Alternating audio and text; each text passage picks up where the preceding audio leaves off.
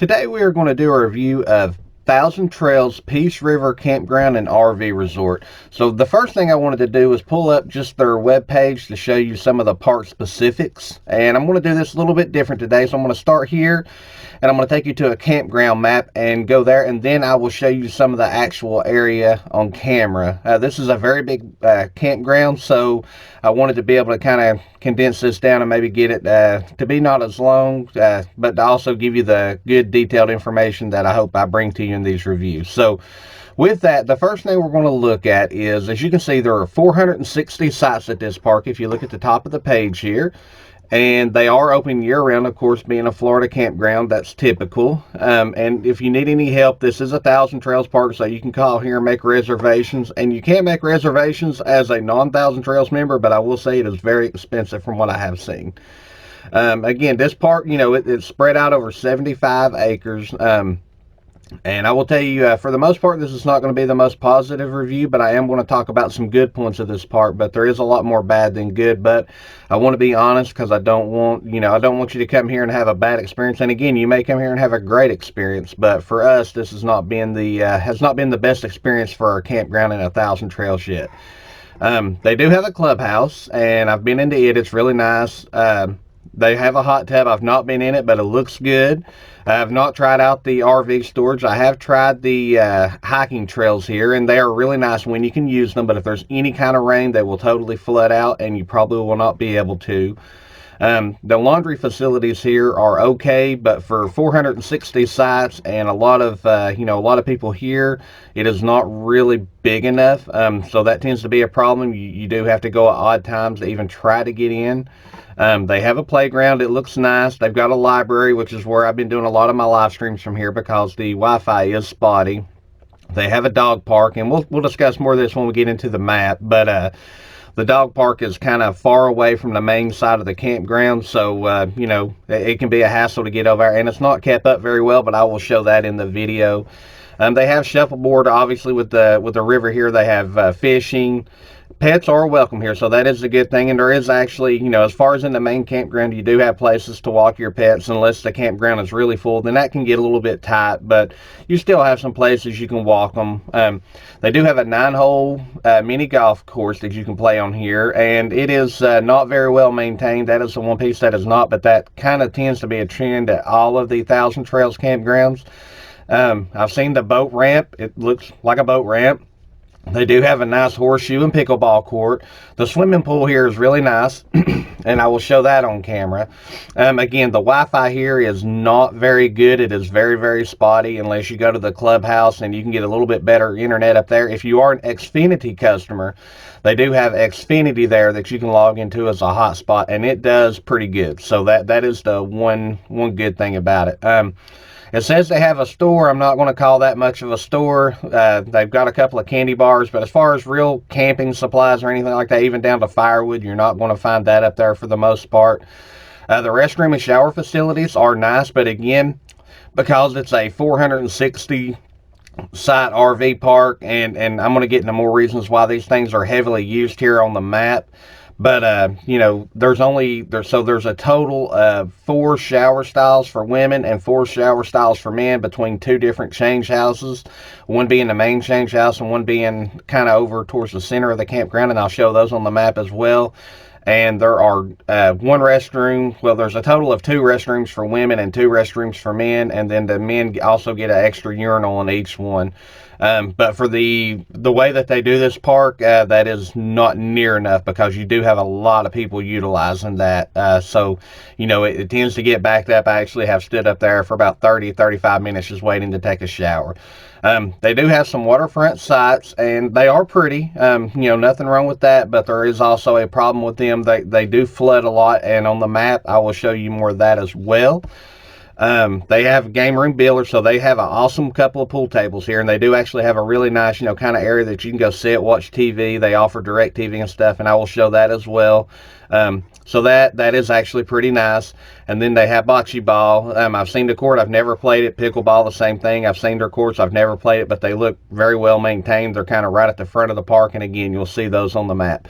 But I wanted to start here, kind of run through the amenities real quick, just to kind of let you know. And with that said, now I will jump over to the map, and we will talk about that. So here's the map, and this is a map of the entire park, and I'm going to do some drawing on here and stuff as we go through this to kind of show you the area. But let me click on the pen up here.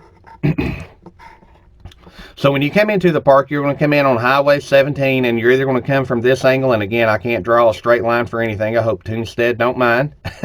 But you're going to come in here, and so one of the initial problems is the check-in here is at 11 a.m.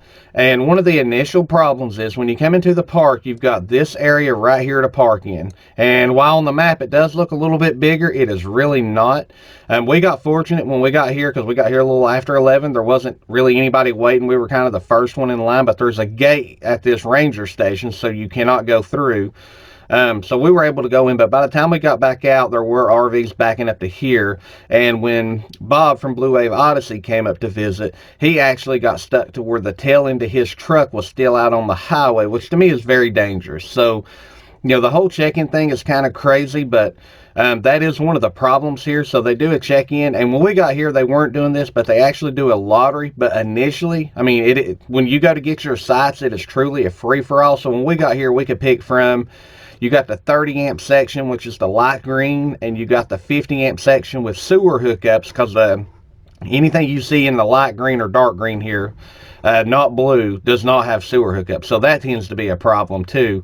But our first day here, people were flying up and down these roads both ways, and these are very narrow roads. People were flying up and down the roads both ways, cussing at each other. There was a lot of arguing, and all that is created because it's not better handled at the check-in area. So we had a bad taste of this park right off the bat, and I think that's one of the things that really hurt us here. But with that, you know, so the day after we got here, they started doing a lottery. We did not qualify.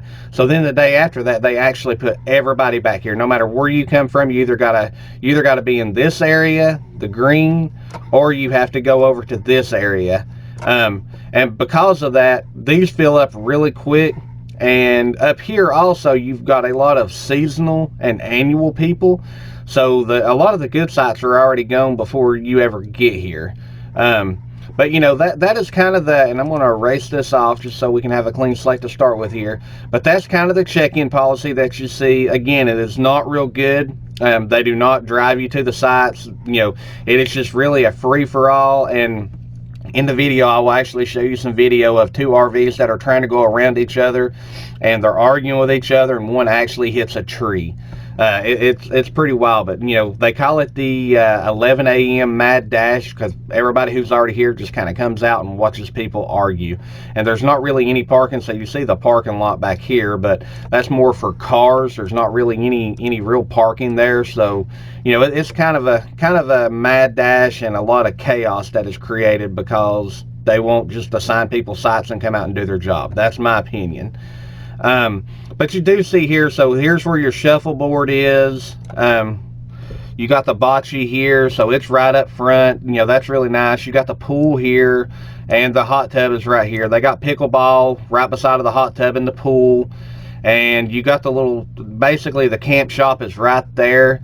And all that is, I mean, like I say, that's where you go check in, where it says trading post, and that's where the store is supposed to be. But again, not much of a store. You got a meeting house over here, and that is typically what I have seen that used for up to this point. They do offer church services on Sunday, so you can go there. They've got a little rec hall here, and the rec hall, I think, to me, is more for kids. When you go in there, there's a lot of toys and stuff, so that's kind of cool. But also here, you got the laundry service. So right here, you've got the laundry service, and you've got one of the two change house restrooms here. So, and again, each restroom has 2 showers, one bathroom, 1 toilet, and then for the guys it has 1 urinal. But also you have the laundromat at this one as well. And the laundromat, I mean, it's just too small. That's the problem. Based on the availability, it's just too small. And you do have your other change house. It's over here in the 50 amp section, 30 amp section with the sewer hookups, which really I think it would be better served if it was down in here somewhere, because down here you don't have sewer hookups. So that is why I say, you know, and you've got a lot more without sewer hookups than you do with sewer hookups. So that is why these shower houses are very heavily used, because people don't want to fill up their tanks. And over here is your little 9-hole mini golf course, so you can see it's kind of backing out of the way. But that also, I think, is maybe some of the reason it doesn't get maintained as well. But again, I mean, it's there. You know, you can try it. I've never even seen where you really get golf clubs or balls. I would imagine it's almost like you got to have your own, or you got to walk up here to get them, and then walk back here to play, and then walk them back. Which is, you know, I mean, not a big deal, but it's still a pretty good hefty walk. Your dog park is over here on the left-hand side. And with that, I mean, obviously, because we actually were in B30, which is right here. And, you know, it's a pretty good walk. And we've got little dogs, you know, but, I mean, it's not too bad, but it's still a pretty good walk. And I'll show you some camera footage of it, too. And it's kind of grown up. It's got a lot of trees in it and everything else. So, you know, not the best park. But they do have a couple of trails back here that you can walk. And the trails actually go through this area.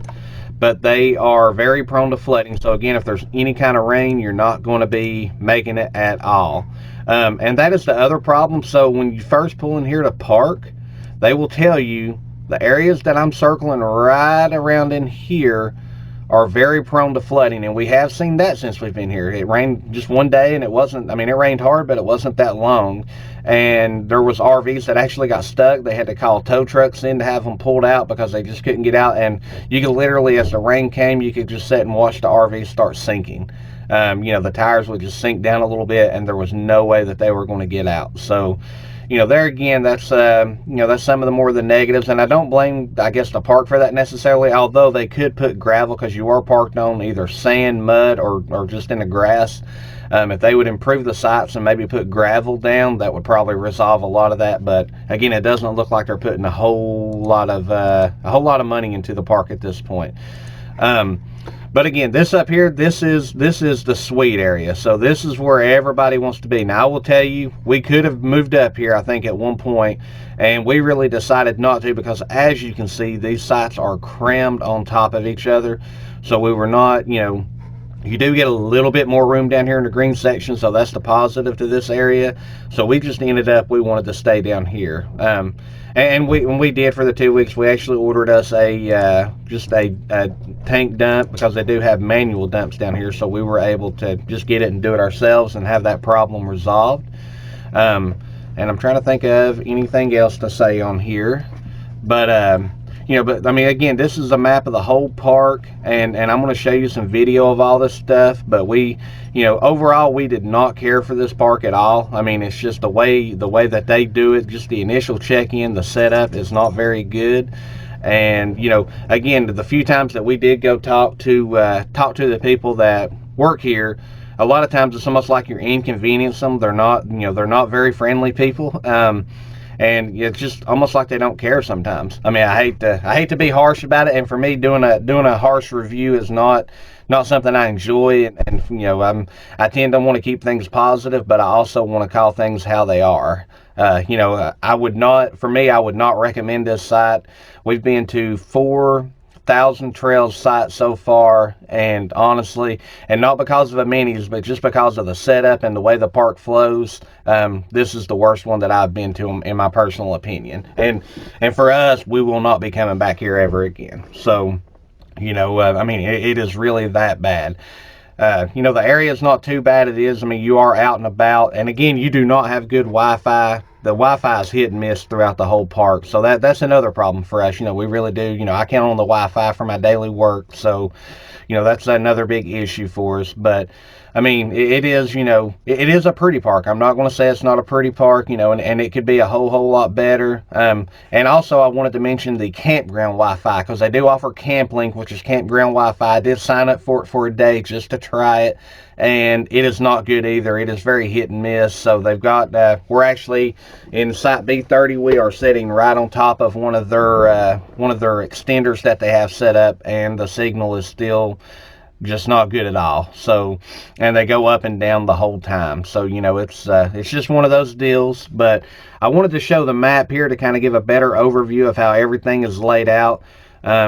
We did not get to stay in this section up here, and it looks okay. You know, it's a lot like these, but all of these down here, I can tell, are definitely on a big hill. So all the RVs, even with levelers, automatic levelers, they don't even have them down, because there's really not much of a way to get level.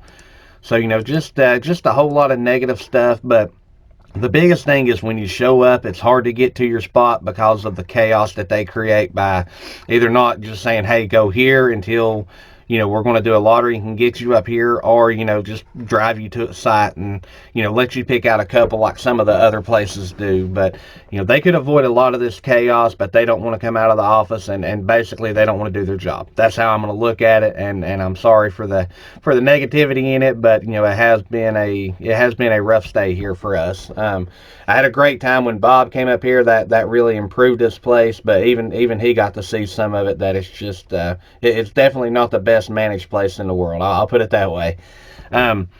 But with all that said, I will now jump over to the videos. I hope you like this map overview. I think that's helpful to kind of see how things are done. Oh, and your boat ramp. I did want to show that.